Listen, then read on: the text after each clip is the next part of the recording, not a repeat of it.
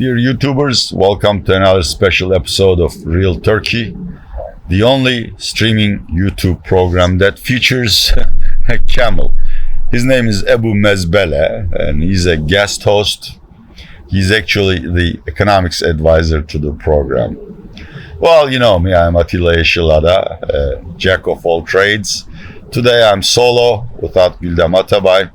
This is going to be a short episode. It's a very critical week. I want to talk about two subjects only.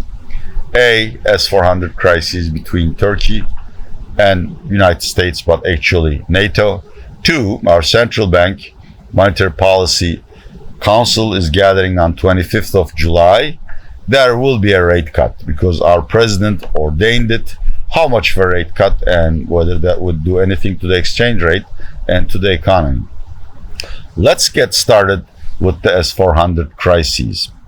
We know for sure that President Trump and our President Erdogan have a bromance. They like each other. They want to get along. And Mr. Trump doesn't want to impose any sanctions on Turkey because we have taken delivery of Russian-made S-400 anti-missile systems. However, we have been kicked out of the F-35 jet fighter program, but even that is not permanent. Both US and NATO made sure that if we change our mind, we're always welcome to join the program, and the 100 jet fighters we had ordered will be delivered to us duly. However, even though Mr. Trump is a good friend of Mr. President, United States Congress sees things differently. United States Congress, both the lower house and the Senate, in a bipartisan way, is vehement that CAATSA, the act against America's enemies, whatever it is, be deployed against Turkey. And they are putting pressure on President Trump. So far, President Trump demurred, but this week is critical because, first, a high-level delegation is visiting Turkey. I believe it's headed by Special Envoy to Syria, Mr. James Jeffrey, who has arrived in Turkey today. There may be another delegation. Of course, the first topic on the agenda is the Syria problem. More specifically, we want the Syrian town of Manbij to be purged of pro-PKK, PYD, YPG Kurdish guerrillas and turned over to the local population, mostly Arabs, under the aegis of Turkish protection.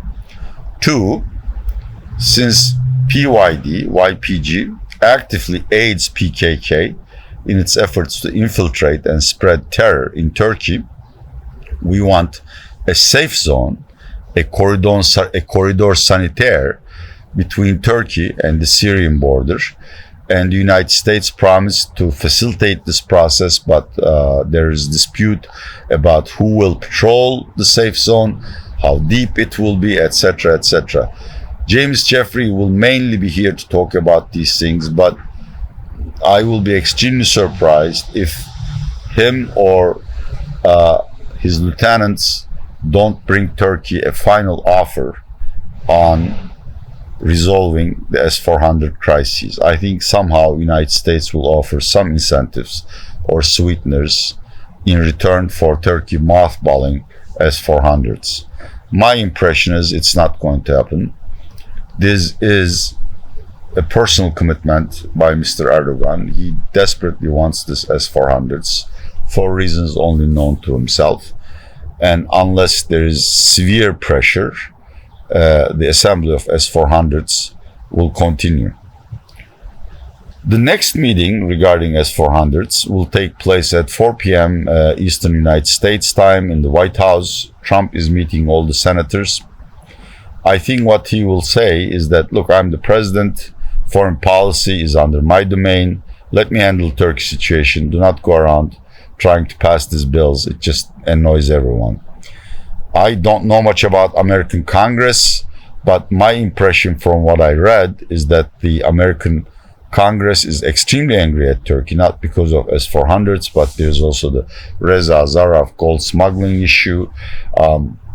Before that, Erdogan's bodyguards or goons kicking protesters on Washington, D.C. streets. Things have accumulated, and I would not be surprised if Mr. Trump fails to convince senators to let the Turkish dossier to him. So I think Congress will insist on sanctions. It's not clear to me whether they will immediately impose sanctions.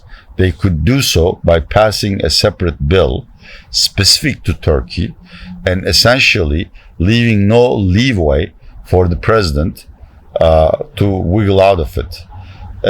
If not, the president will probably have another month to use the CAATSA sanctions on Turkey.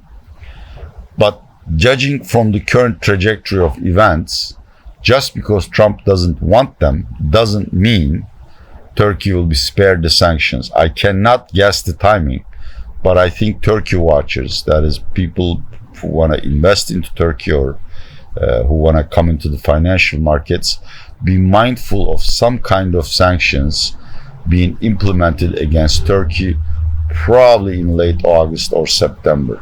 My humble view is, as Turkey gets closer to the completion of assembly of S-400s and what we call the hookup date, the activation date, approaches, the pressure will increase. EU may join that. So that's one obstacle to permanent improvement in Turkish markets and thereby to currency stability and Turkish economic performance. The second topic that everyone discusses in Turkey is the central bank. As you know, our president has removed the former central bank governor, Mr. Murat Çetinkaya, and he was very frank about the reasons.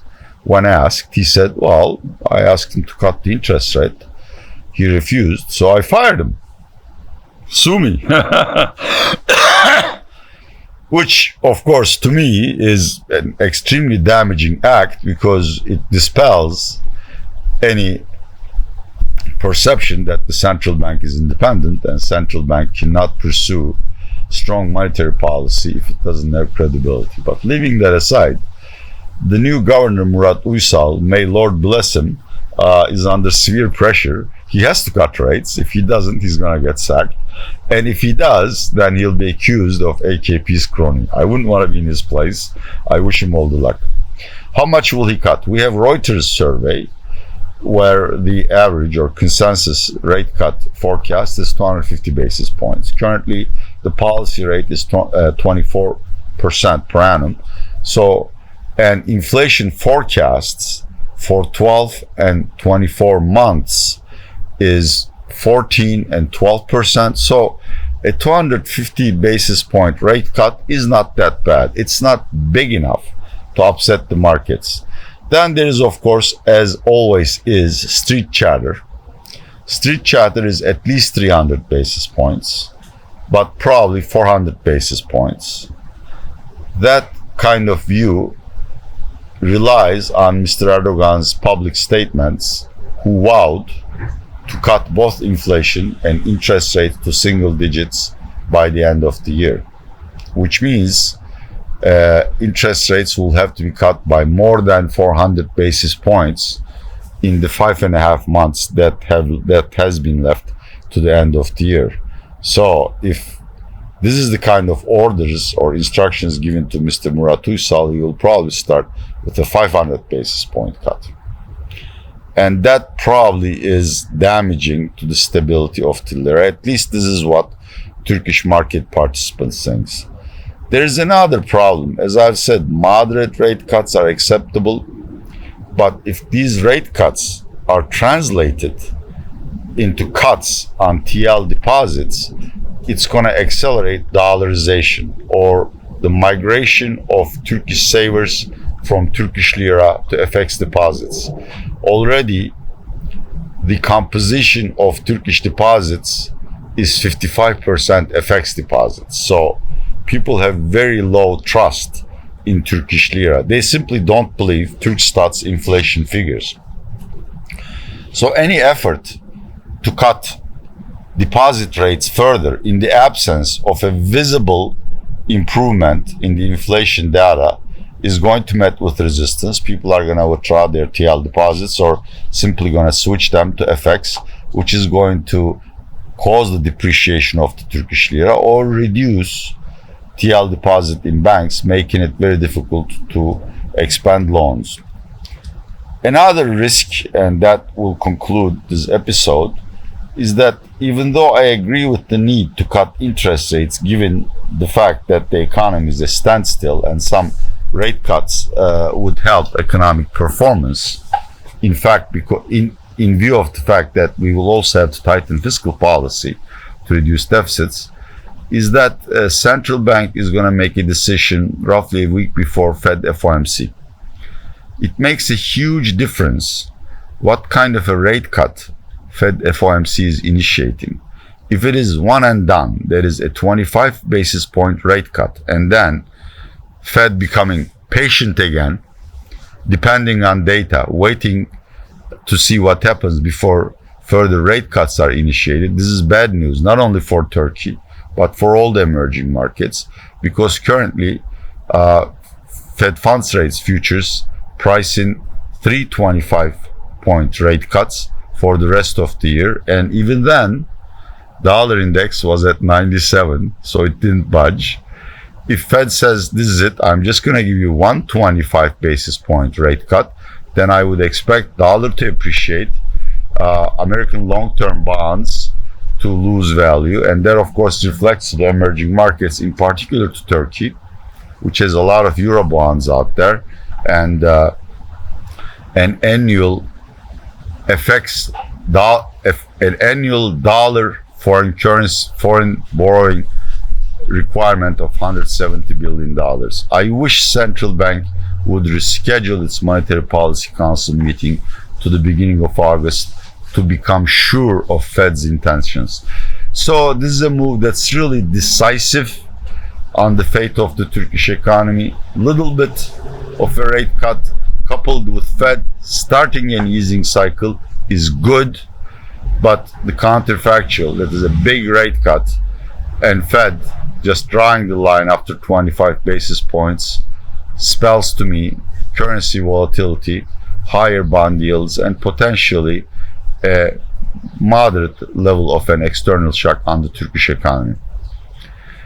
You have listened to Atilla Yeşilada, co-producer and host of Real Turkey channel. If you like it, share it with your friends, and please subscribe. We will be with you from now on a weekly basis.